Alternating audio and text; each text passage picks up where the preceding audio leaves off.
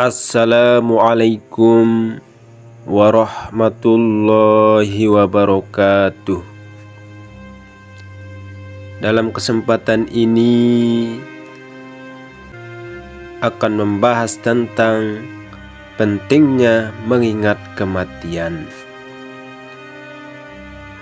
Berangkat dari sebuah hadis dari Sahl bin Sa'ad berkata bahwasanya Rasulullah Shallallahu Alaihi Wasallam bersabda, "Atani Jibril alaihi salam, faqala ya Muhammad, aish ma syi'ta fa innaka mayyitun, wa ahbib man syi'ta fa innaka mafarikuhu, wa'mal ma syi'ta fa innaka majziyum bih."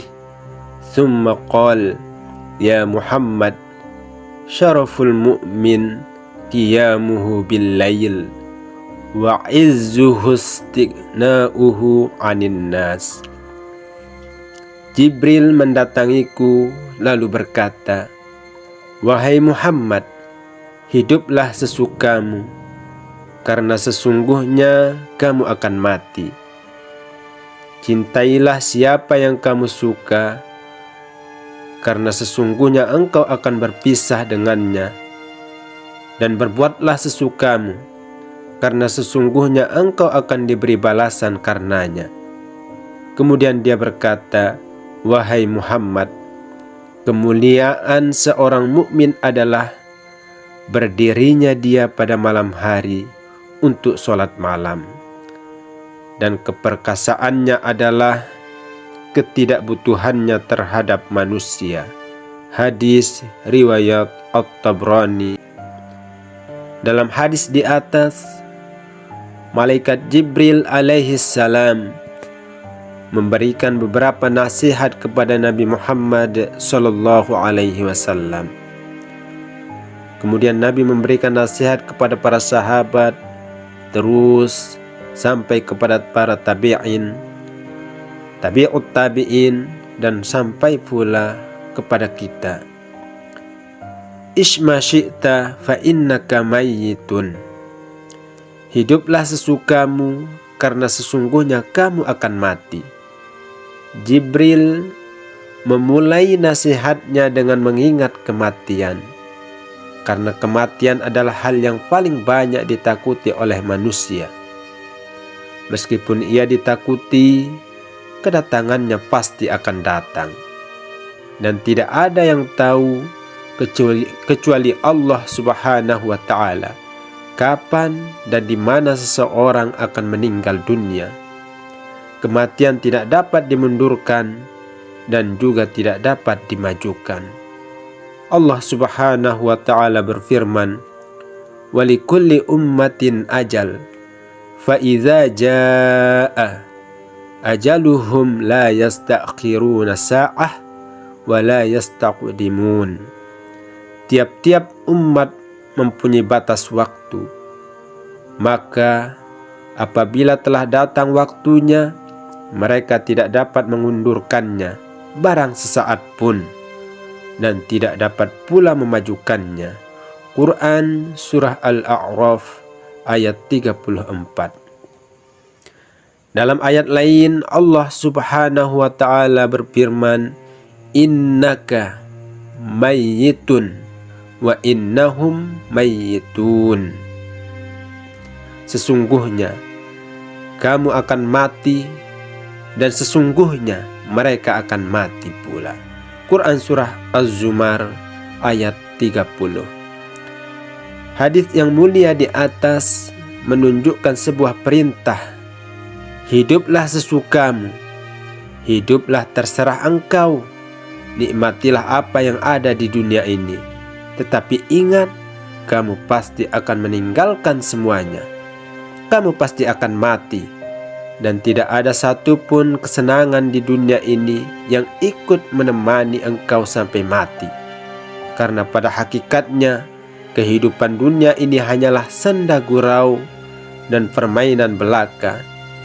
Dalam Al-Quran Allah Subhanahu wa ta'ala berfirman, "Wa mal hayatud dunya illa la'ibu walahu walad darul akhiratu khairul lil ladzina yattaqun afala ta'qilun."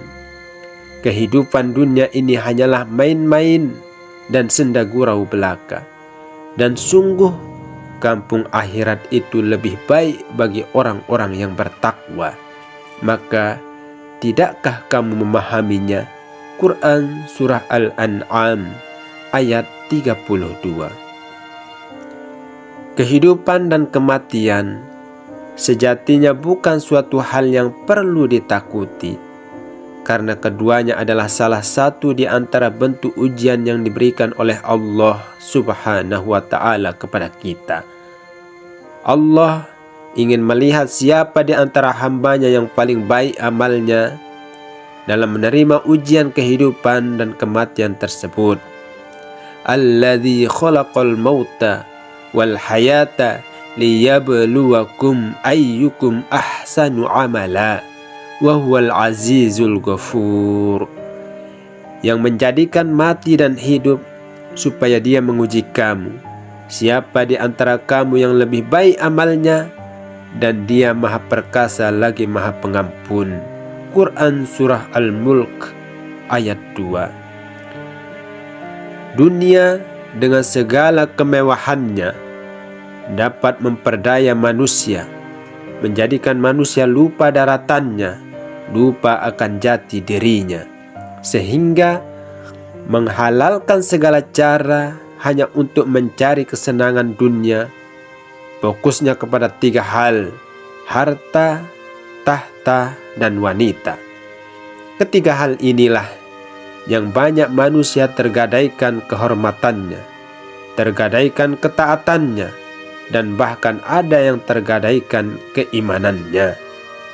Jangankan orang awam yang kurang pemahamannya terhadap agama, orang yang alim, ahli dalam agama, kiai, ulama, ustaz sekalipun terkadang terjebak pada keinginan dunia sehingga melupakan kehidupan akhiratnya.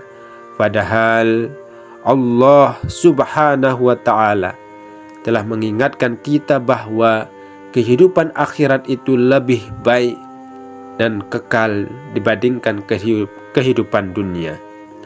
Setiap kematian anak cucu Adam seharusnya menjadi pelajaran bagi kita yang juga akan merasakan hal yang sama. Ada 2 keadaan kematian yang Allah tampakkan kepada kita: husnul khotimah dan su'ul khotimah.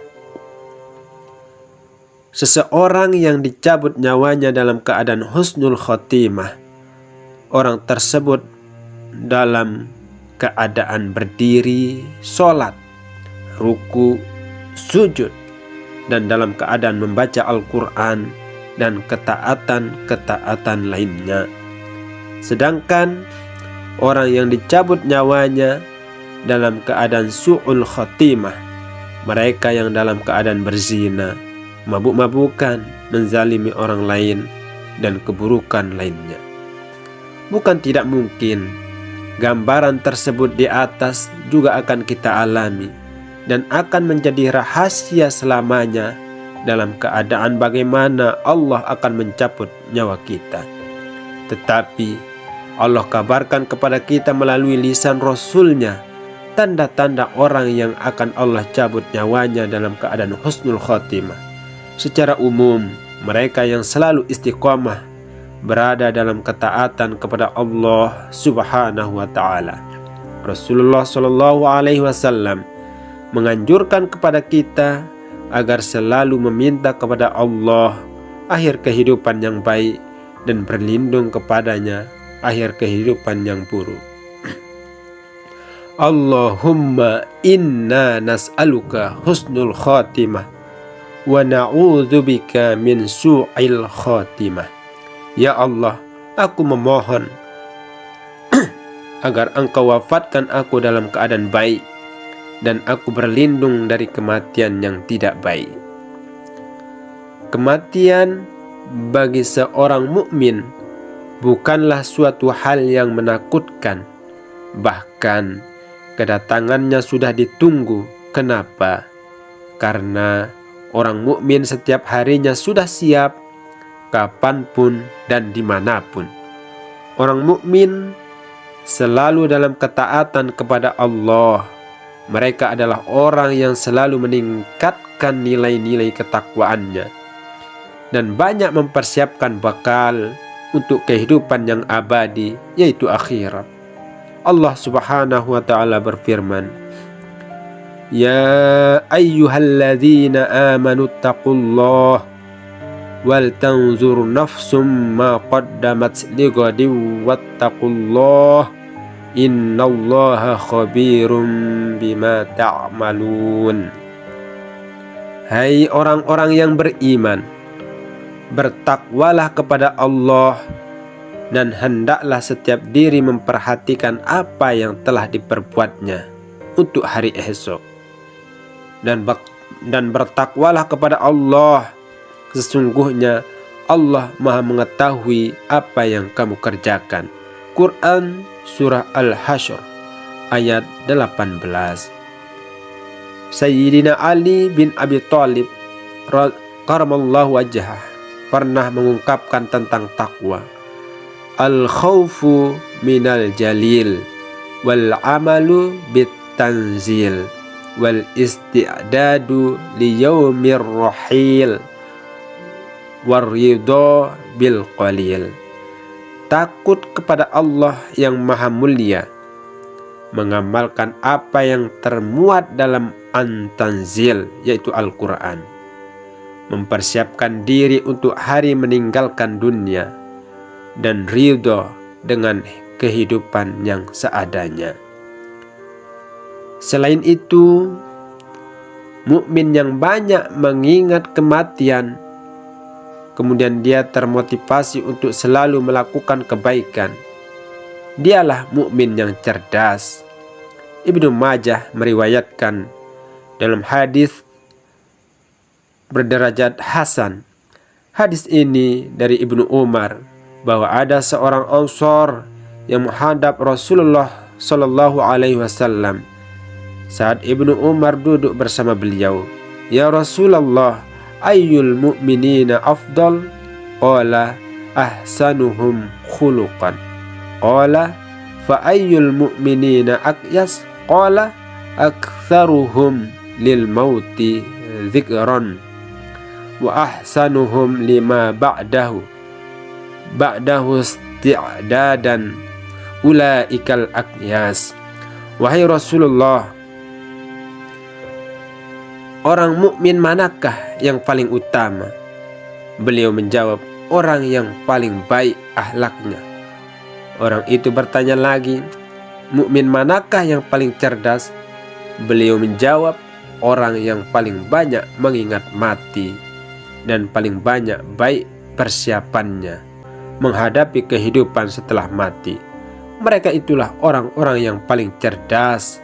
Hadis riwayat Ibnu Majah. Jadilah mukmin yang cerdas, mukmin yang selalu ingat mati dan mempersiapkan bekal untuk kehidupan akhirat. Perkataan malaikat Jibril menjadi cambuk bagi kita semua bahwa hidup di dunia ini hanyalah sementara dan yang pasti akan datang ialah kematian. Hiduplah sesukamu.